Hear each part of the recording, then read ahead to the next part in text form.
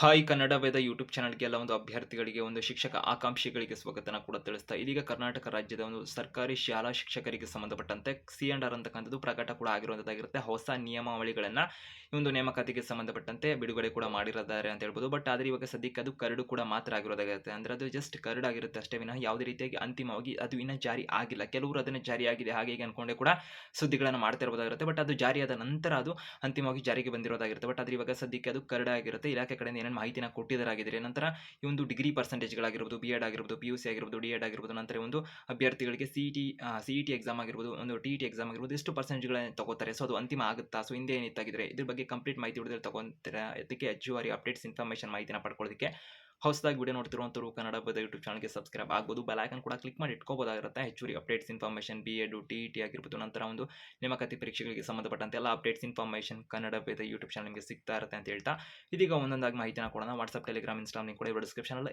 ಇರುತ್ತೆ. ಸೊ ಈಗ ಅಭ್ಯರ್ಥಿಗಳಿಗೆ ತಿಳಿಸುವಂಥ ಪ್ರಮುಖವಾಗಿ ಒಂದು C&R ಅನ್ನು ಕರ್ನಾಟಕ ರಾಜ್ಯ ಪತ್ರ ಅಂತಕ್ಕಂಥ ಇರುತ್ತಲ್ಲ ಅದನ್ನು ಕೂಡ ಇಲಾಖೆ ಕಡೆಯಿಂದ ಒಂದು ಪ್ರಕಟ ಮಾಡಿದರೆ ಕರ್ನಾಟಕ ರಾಜ್ಯ ಸರ್ಕಾರದ ಗೆಜೆಟ್ ಕಡೆಯಿಂದೆಲ್ಲ ಪ್ರಕಟ ಆಗಿದ್ದಾವೆ. ಜನವರಿ ತಿಂಗಳ 21ನೇ ತಾರೀಕು 2026ರಂದೆಲ್ಲ ಪ್ರಕಟ ಕೂಡ ಆಗಿದ್ದುವಂಥದ್ದಾಗಿರುತ್ತೆ. ಬಟ್ ಇದರಲ್ಲಿ ಬಂದಿರುವಂಥ ಮಾಹಿತಿ ಏನಾಗಿರುತ್ತೆ ಅಂತಂದರೆ ಇವಾಗ ಸೊ ಆ ಒಂದು ಕರಡೆ ಆಗಿರುತ್ತೆ, ಅದು ಕರಡು ನಿಯಮಾವಳಿ ಅಂತಲೂ ಕೂಡ ಪ್ರಕಟ ಮಾಡಿದರೆ, ಮೆನ್ಷನ್ ಮಾಡಿದ್ದಾರೆ. ಸೊ ಅದು ಪ್ರಕಟ ಆದಂಥ ದಿನಾಂಕ ಏನಿರುತ್ತಲ್ಲ 15 ದಿನಗಳ ನಂತರದಲ್ಲಿ ಅದನ್ನು ಪರಿಗಣನೆಗೆ ತಗೋತೀವಿ ಅಂತ ಮಾಹಿತಿನ ಕೊಟ್ಟಿದ್ದಾರೆ. ಆದರೆ ಆಕ್ಷೇಪಣೆ ಸಲ್ಲಿಸಲಿಕ್ಕೂ ಕೂಡ ಅವಕಾಶನ ಕೊಟ್ಟಿರುವಂಥದ್ದಾಗಿರುತ್ತೆ. ಯಾರು ಬೇಕಾದರೂ ಕೂಡ ಆಕ್ಷೇಪಣೆ ಹಾಕ್ಬೋದಾಗಿರುತ್ತೆ ಅಂತ ಮಾಹಿತಿನ ಕೊಟ್ಟಿದ್ದಾರೆ.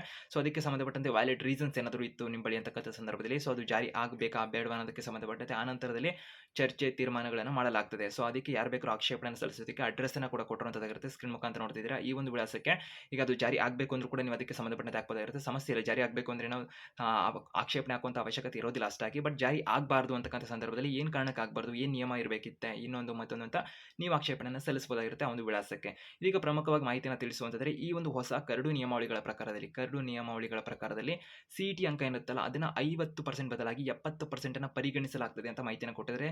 ಅಂದರೆ ನೇಮಕಾತಿ ಪರೀಕ್ಷೆ ಏನಾಗುತ್ತಲ್ಲ ಅಭ್ಯರ್ಥಿಗಳಿಗೆ CET ಎಕ್ಸಾಮ್ ಅಂದರೆ ಸಾಮಾನ್ಯ ಪ್ರವೇಶ ಪರೀಕ್ಷೆ, ಆ ಒಂದು ನೇಮಕಾತಿ ಪರೀಕ್ಷೆಯಲ್ಲಿ 70% ರಿಸಲ್ಟನ್ನು ಅದರಿಂದನೇ ಪರಿಗಣಿಸ್ತಾರೆ. ಅಂದರೆ ಮೆರಿಟ್ ಲಿಸ್ಟ್ ಎಲ್ಲ ಬಿಡಲಿಕ್ಕೆ, ಅಂದರೆ ನೇಮಕ ಮಾಡಲಿಕ್ಕೆ. ನಂತರದಲ್ಲಿ ಒಂದು 20% TET ಅಂಕವನ್ನು ಶಿಕ್ಷಕರ ಅರ್ಹತಾ ಪರೀಕ್ಷೆ ಇರುತ್ತಲ್ಲ ಅದರ ಒಂದು 20% ಪರಿಗಣನೆ ಮಾಡಲಾಗ್ತದೆ ಅಂತ ಮಾಹಿತಿನ ಕೊಟ್ಟಿದ್ದಾರೆ. ನಂತರದಲ್ಲಿ D.Ed ಅಥವಾ ಒಂದು PUC ಅಂಕ ಏನಿರುತ್ತಲ್ಲ, ಅಂದರೆ ಇವಾಗ ಅಭ್ಯರ್ಥಿಗಳು ಅಲ್ಲ PUC ಅಂಕ ಅಥವಾ ಡಿಗ್ರಿ ಅಂಕಗಳು, ಸೊ D.Ed B.Ed ಆಮೇಲೆ ಬರುತ್ತೆ.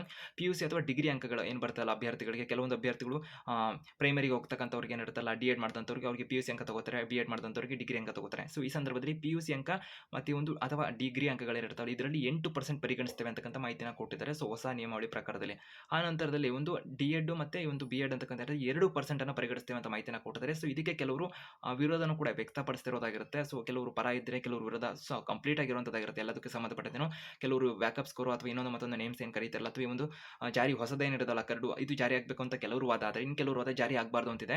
ಸೊ ಫೈನಲ್ ಆಗಿ ಕರಡು ಜಾರಿಗೆ ಬರುತ್ತೆ ಅಲ್ವಾ ಕಾದು ನೋಡಬೇಕಿರುತ್ತೆ. ಸೊ ಎಲ್ಲ ಆಕ್ಷೇಪಣೆ ಸಲ್ಲಿಸಲಿಕ್ಕೆ ಅವಕಾಶ ಅಂತ ಕೊಟ್ಟಿರುವಂಥದ್ದಾಗಿರುತ್ತೆ. ಈ ಪ್ರಕಾರದಲ್ಲಿ 2% B.Ed ಅಂಕ ಮಾತ್ರ ತಗೋತೀವಿ ಅಂತ ಮಾಹಿತಿನ ಕೊಟ್ಟಿದ್ದಾರೆ ಅಂದರೆ D.Ed ಅಥವಾ B.Ed ದಿನ.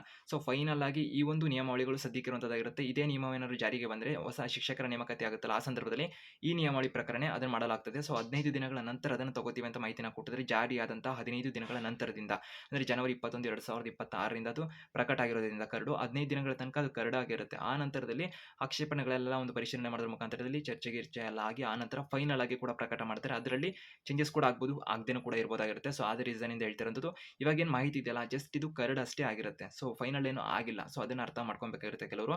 ಸೊ ಆದಷ್ಟು ನಿಮ್ಮೆಲ್ಲ ಸ್ನೇಹಿತರಿಗೆ ವಿಡಿಯೋ ಶೇರ್ ಮಾಡಿ. ನಿಮ್ಮ ಒಂದು ಅನಿಸಿಕೆ ಅಭಿಪ್ರಾಯನ ಅಲ್ಲಿ ಕೂಡ ನೀವು ಅಂದ್ರೇನು ಪತ್ರನ ಬರೆಯೋದ್ರ ಮುಖಾಂತರದಲ್ಲಿ ಕೂಡ ಒಂದು ಪೋಸ್ಟನ್ನು ಮಾಡೋದ್ರ ಮುಖಾಂತರ ಅಡ್ರೆಸ್ಗೆ ಆಕ್ಷೇಪಣೆಯನ್ನು ತಿಳಿಸ್ಬೋದಾಗಿರುತ್ತೆ. ಏನಪ್ಪ ಆಗಬೇಕಾ ಬೇಡವಾ ಅನ್ನೋದಕ್ಕೆ ಸಂಬಂಧಪಟ್ಟಂತೆ ಅಂತ ಹೇಳ್ತಾ. ಸೊ ಆದಷ್ಟು ಅಪ್ಡೇಟ್ಸ್ ಇನ್ಫಾರ್ಮೇಷನ್ಗೆ ಚಾನಲ್ಗೆ ಸಬ್ಸ್ಕ್ರೈಬ್ ಆಗ್ಬೋದು, ಬೆಲ್ ಐಕಾನ್ ಕ್ಲಿಕ್ ಮಾಡ್ಬೋದು. All the best.